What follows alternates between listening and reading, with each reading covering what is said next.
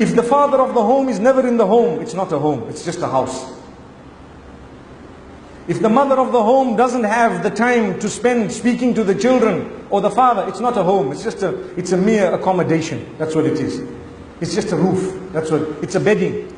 To make it a home, you need to have a family. To make it a family, you need to have communication. To be able to communicate, you need to spend time with each other. You need to put your phone aside. Turn off the Wi-Fi of your house, 10 o'clock at night, off. 9 o'clock at night, switch it off. So that you are not on your phone and your kids are also not. We tell our children, you are on the phone whole day, whole night. You know what? If they could, they would say, Mom, you're on the phone whole day, whole night, every day, every night. I'm only on it once in a while.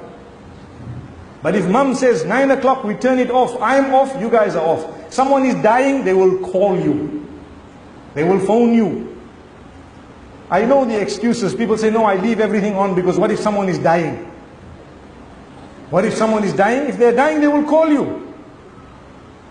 There are so many ways of getting hold of you. But if you don't have time, because everything is to do with the internet, and why do you have a family? What's the point? You're wasting time. May Allah help us to help our children. May Allah help us to help ourselves and then help our children. And wallahi, my brothers and sisters, the globe is struggling today. People are being brainwashed into extremism. You know, one of the reasons is the family unit is no longer as solid as it was. If the family unit is solid and the communication is good and there is a decent understanding, and we go to pray together and we go to listen to our lectures together, we will be able to guideline our children. We will be able to guide our children in and go to places that are meaningful, where they will have a balanced upbringing and they don't have to resort to something that is bad and evil. They don't have to do things behind our backs because we have a good communication. The minute their mind is deviating slightly, we will pick it up in the discussion we have with them, because we have daily discussions. A lot of us do not have daily discussions with our children.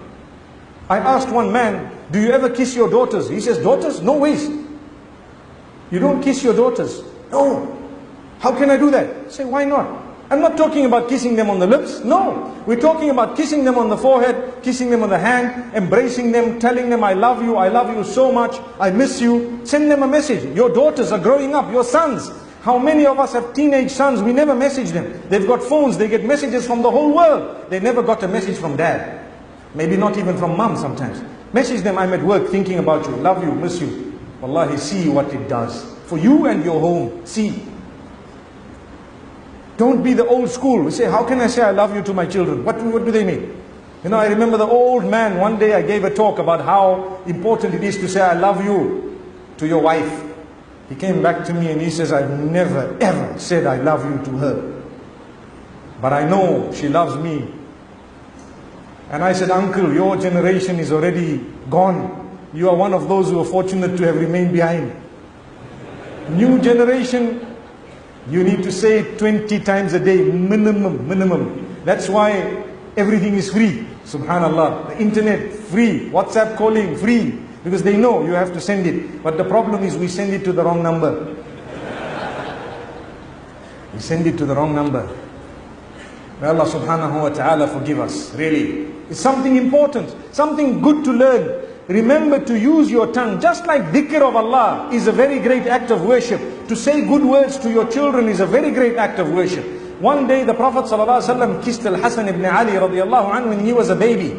That was his grandson. So Al-Aqra ibn Habis was sitting near him and he says, you kissed your grandson. I have 10 of them. I haven't kissed even one. The Prophet says, Man la yarham la yurham. Whoever doesn't show mercy will not be shown mercy. These are my children. These are my grandchildren. I will kiss them. So to kiss your children is a sunnah. It's an act of worship. It is an act of worship. If to kiss your children is an act of worship, imagine what type of an act of worship it would be to kiss your wife. Allahu Akbar. Or husband. MashaAllah. May Allah help us. Please don't do that in public. It needs to be done in private. I always believe those who do it in public, in private, they don't really get along. This is just showing that we get along. Those who really love each other don't need to show, they know.